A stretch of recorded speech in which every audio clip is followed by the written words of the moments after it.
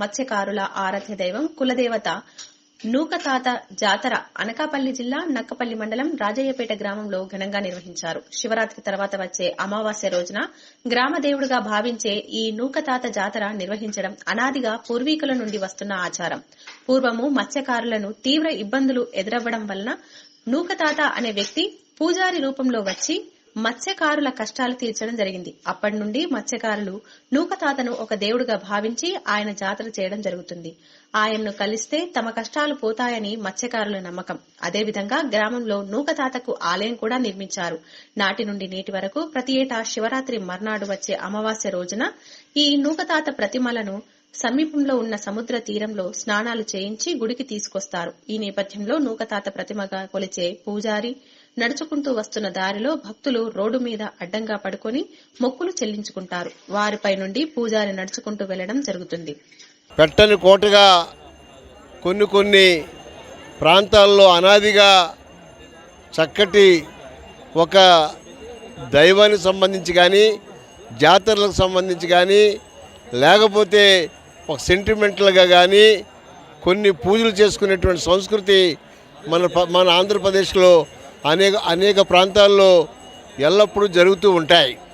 అందులో నా నియోజకవర్గం పాయకరావుపేట నియోజకవర్గంలో ముఖ్యంగా ఈ యొక్క రాజయ్యపేట అనేటువంటి ఒక మత్స్యకార గ్రామంలో మరి నూకతాత అనేటువంటి దేవుడు వెలిసి ఈ యొక్క మత్స్యకారులకే కాదు ఈ ప్రాంతంలో లక్షలాది మందికి ఆయన ఒక ఎలవేల్పుగా ఒక దేవుడిగా భావించి ఈరోజు జాతర చేసుకుంటున్నటువంటి అనేక మంది మా మత్స్యకారులు అలాగే ఇంకా మిగతా మరి సామాజిక వర్గాలు అందరూ కూడా ఈ యొక్క జాతరలో పాల్గొంటారు. అందులో నేను కూడా ఈ జాతరలో పాల్గొని ఆ యొక్క నూకతాత దేవుణ్ణి నేను ఎప్పుడూ కొలుసుకుంటాను. ఈ యొక్క ప్రాంతానికి మా మత్స్యకారులకి ఐశ్వర్య ఆరోగ్యాలు కలగాలి, నాకు కూడా ఏదైనా ఒక మంచి పని ప్రజలకు సేవ చేసేటువంటి మహాభాగ్యం నాకు కూడా కలగాలని ఎప్పుడూ నేను వారిని పూజించుకుంటూ ఉంటాను. అది జరిగినట్టే 2019లో నాకు సీటు రాదని ఎంతోమంది భావించారు.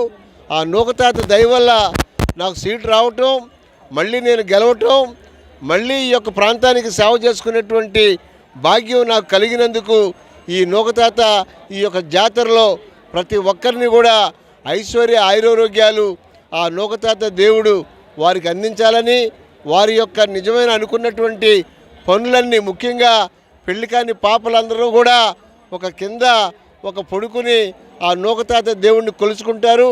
వారందరికీ కూడా ఐశ్వర్య ఆరోగ్యాలు చక్కటి వారు అనుకున్నటువంటి కోరికలన్నీ కూడా జరగాలని ఈ సందర్భంగా నూకతాత దేవుడు జాతరలో ప్రత్యేకంగా నేను కోరుకుంటున్నా. నక్కపల్లి మండలం రాజయ్యపేట గ్రామం వద్దనే శివరాత్రి మరుసటి రోజునే ఈ యొక్క నూకతాత జాతర అనేది పూర్వీకుల నుంచి ఎప్పటి నుంచో పూర్వీకులు 100 సంవత్సరాల నుంచి ఈ యొక్క జాతరని నెరవేరుతున్నారు.